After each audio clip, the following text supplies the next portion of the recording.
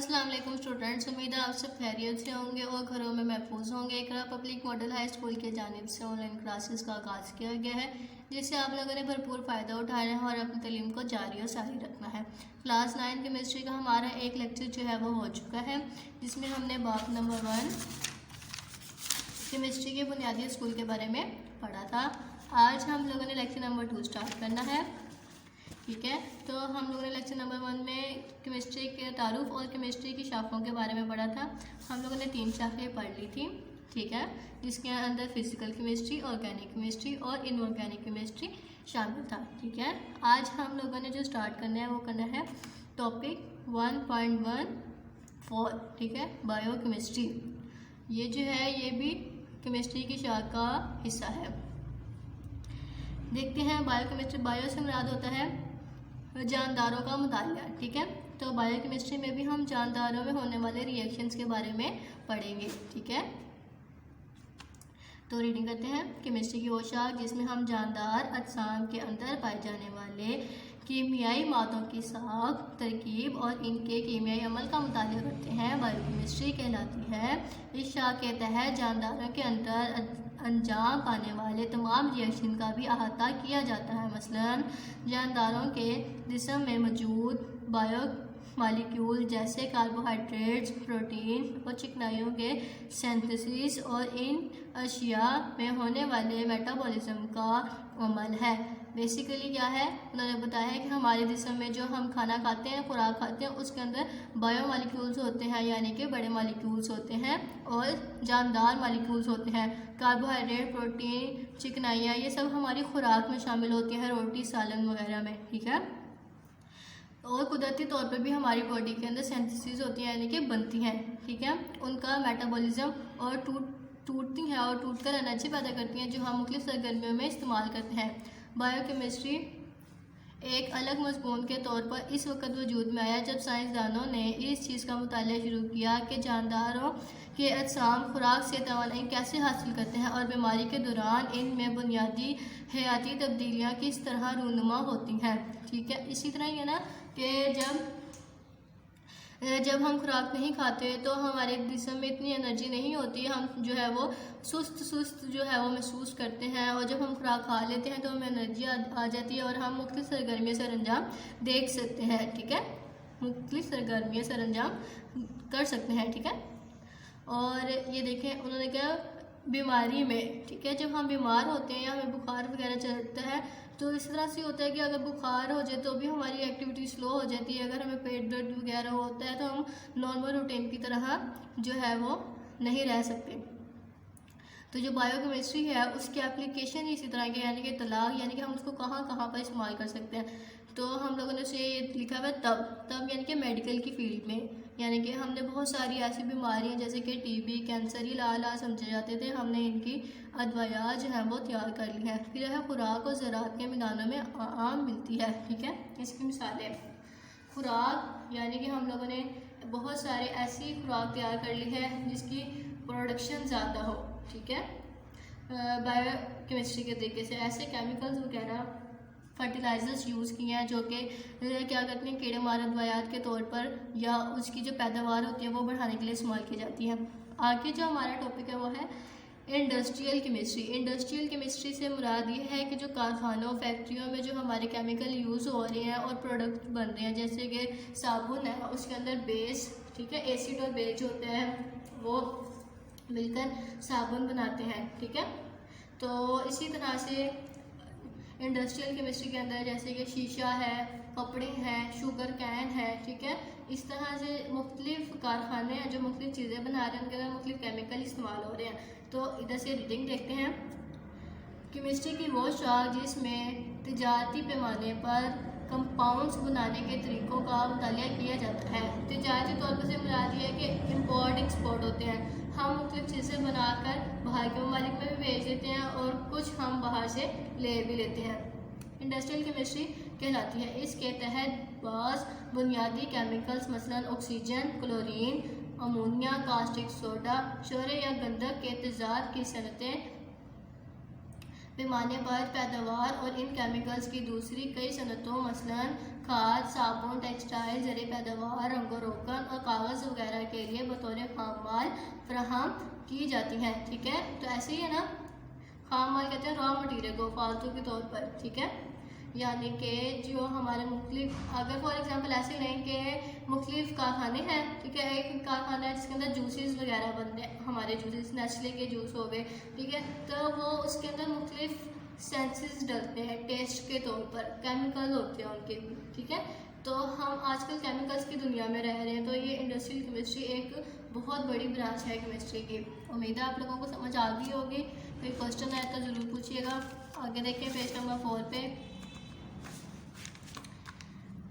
Page number 4 पे है nuclear chemistry. Nuclear chemistry से मुराद ये है कि हम एटम के सेंटर में न्यूक्लियस मौजूद होता है, जब वो टूटता है तो बेटा बहुत ज़्यादा अमाउंट में हीट एनर्जी जो है वो रिलीज़ होती है। ठीक है, केमिस्ट्री की वो शाख जो रेडियो एक्टिविटी, न्यूक्लियर रिएक्शंस और न्यूक्लियर पास के मुताले से ताल्लुक़ रखती हो, न्यूक्लियर केमिस्ट्री कहलाती है।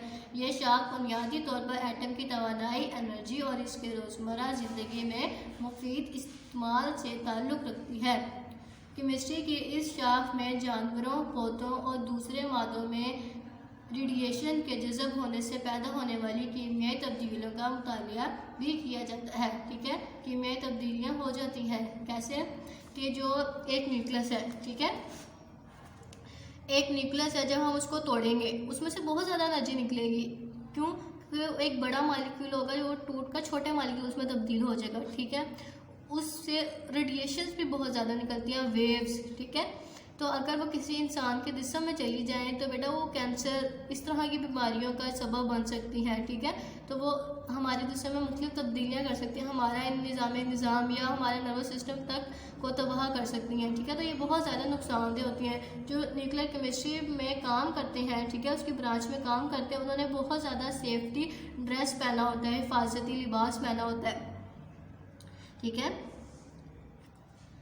तो नेक्स्ट लाइन स्टार्ट करते हैं। केमिस्ट्री की इस शाख में जानवरों, पौधों और दूसरे मादों में रेडिएशन के जज़ब होने से पैदा होने वाली कई कीमियाई तब्दीलियों का मुतालिया भी किया जाता है। केमिस्ट्री की ये शाख तबी इलाज जैसे रेडियोथेरेपी, ग़िज़ा को महफूज करने और न्यूक्लियर रिएक्टर्स के ज़रिए इलेक्ट्रिसिटी पैदा करने की सनत में वसी इस्तेमाल होती है। वसी से मुराद है बहुत ज़्यादा। अब ये तो रेडियोथेरेपी है ना, तो बेटा ये हमारे लिए बहुत ज़्यादा कह लें कि एक एडवांस चीज़ है। ठीक है, इसमें फॉर एग्ज़ाम्पल हमारी हड्डियों के जो दर्द वगैरह होते हैं उसके लिए भी यूज़ की जाती है, और एक हमारा अगर गुर्दे में पथरी वगैरह हो जाए तो वेव्स के ज़रिए हमारे उस गुर्दे की जो पथरी होती है उसको भी तोड़ा जा सकता है और जिस्म से खारिज करवाया जा सकता है। ठीक है, ग़िज़ा को महफूज करने के लिए। और न्यूक्लियर रिएक्टर्स आप लोगों ने देखा कि आजकल जैसे म्यूज़ियम वगैरह होते हैं, ठीक है, उसमें उन्होंने लेज़र लगाई होती है साइड्स पर। ठीक है, अगर कोई चोर वगैरह या अलार्मिंग बेल के तौर पर भी ये काम कर रहे होते हैं। इन्वायरमेंटल केमिस्ट्री आ जाए। इन्वायरमेंटल केमिस्ट्री का मतलब ये है कि माहौल, ठीक है, माहौल में होने वाले रिएक्शंस के बारे में हमने पढ़ना है इसके अंदर। केमिस्ट्री की इस शाख में हम माहौल की अज्जा और माहौल पर इंसानी सरगर्मियों के असर का मुतालिया करते हैं। ठीक है, इन्वायरमेंटल केमिस्ट्री का दूसरी साइंसी अलूम मसलन बायोलॉजी, माहौलियाती, मिट्टी और पानी की केमिस्ट्री से भी ताल्लुक़ है। ठीक है, जो बायोलॉजी है वो मतलब वो कह रहे हैं कि जो केमिस्ट्री है ना वो बायो से भी रिलेट करती है, मैथ से भी रिलेट करती है, फिजिक्स से भी रिलेट करती है। ठीक है, तो माहौल के अंदर बहुत सारी ऐसी चीज़ें हैं जिनकी बायोलॉजिकली तौर पर तब्दीलियाँ हो रही हैं, रिएक्शन, जैसे हमारे इर्द गिर्द बहुत ज़्यादा आलूदगी है। ठीक है, मुख्तलिफ केमिकल जो है वो फ़िज़ा में शामिल हो रहे हैं, कारखानों से, फैक्ट्रियों से, ट्रैफिक का धुआं है, स्मोकिंग का है। ठीक है, तो इस तरह हमारा जो माहौल है उसमें बहुत ज़्यादा केमिकल आपस में रिएक्ट कर रहे हैं, वो हमने इस पर मुतालिया करते हैं। ठीक है, हमारे ये देखें, हमारे गिरदोनवा के माहौल में जारी केमिकल रिएक्शन का इल्म और इसे बेहतर बनाने और आलूदगी से इसकी हिफाजत करने के लिए इसका मुतालिया बेहद ज़रूरी है। ठीक है, समझ आ गई। एनालिटिकल केमिस्ट्री, एनालिटिकल केमिस्ट्री कहते हैं जिसके अंदर हम तज्जिया करें किसी चीज़ का। ठीक है, तज्जिया करना मतलब ऑब्जर्वेशन, उसके ऊपर गौर व फिक्र करना, उसको एक नई चीज़ तलाश करना। ठीक है, या उसके अज्जा की पहचान करना। तो इसकी रीडिंग देखते हैं। केमिस्ट्री की वो शाख जिसमें दिए गए कीमियाई नमूने के अज्जा की अलाइदगी, इनका तज्जिया और पहचान और शनाख्त की जाती है, एनालिटिकल केमिस्ट्री कहलाती है। ये एनालिटिकल केमिस्ट्री की डेफिनेशन होगी, ये एज ए शॉर्ट क्वेश्चन के लिए इम्पोर्टेंट है। कीमियाई अज्जा की अलहदगी, नमूने की कैफियाती लिहाज से यानी कि क्वालिटेटिव। अब क्वालिटेटिव क्या है, उसकी क्वांटिटी कितनी है, उसकी खासियत कितनी है, ठीक है। खासियत कैसी है कि अगर आप कहीं पर कपड़ा लेने जाते हैं, ठीक है, कपड़ा लेने जाते हैं अपने सूट या ड्रेसेस वगैरह, तो आप देखते हैं कि जो सस्ते कपड़े होते हैं उनकी कीमत कम होती है, तो वो जल्दी फट जाते हैं, या वो रफ कपड़े होते हैं उनके कलर डल होते हैं, कलर हल्के होते हैं, ठीक है उनके। तो ये उसकी आगे कैफियती लिहाज से उसकी हालत, ठीक है, क्वालिटी। और दूसरा है मिकदारी लिहाज से यानी कि क्वांटिटेटिव, यानी कि उसकी मिकदार कितनी है, यानी कि वो कितने मीटर लंबा है कपड़ा जो आप लेने जा रहे हैं, ठीक है। या अगर आप लोग चावल लेने जा रहे हैं तो ठीक है, तो चावल जो अच्छे वाले होते हैं वो महंगे होते हैं, ठीक है। और अगर आप लोग उसकी देखें 1 kg कितने के हैं, 2 kg कितने के हैं, ठीक है। तो आगे देखें, कैफियती लिहाज से तज्जिया दिए गए नमूने की अज्जाए तरकीबी और कीमियाई अनवा की पहचान करने में मदद देता है। दूसरी जानिब मिकदारी लिहाज से तज्जिया नमूने में मौजूद हर जुज़ू की मिकदार मतीन करने यानी कि फिक्स, मतीन का मतलब था फिक्स करने के काम आता है। चनाचा केमिस्ट्री की इस शाख में तज्जिए के अमल में काम आने वाली मुख्तलिफ टेक्निकों और आलात का मुताला किया जाता है। ये शाख ग़िज़ाई, आबी, माहौलियाती और हर तरह के क्लिनिकल तजर्बात का अहाता करती हैं, यानी कि हम इसके अंदर पानी के बारे में पढ़ सकते हैं और क्या माहौलियाती आलूदगी वगैरह के बारे में भी इसके अंदर हम स्टडी कर सकते हैं, ठीक है। आप लोगों को लेक्चर समझ आ गया होगा, आप लोगों ने अच्छे तरीके से इसको याद करना है और इसकी प्रैक्टिस करनी है, इसको याद करके लिखना है, अपनी राय से आगाह करना है लेक्चर के मुतालिक। अल्लाह हाफिज़।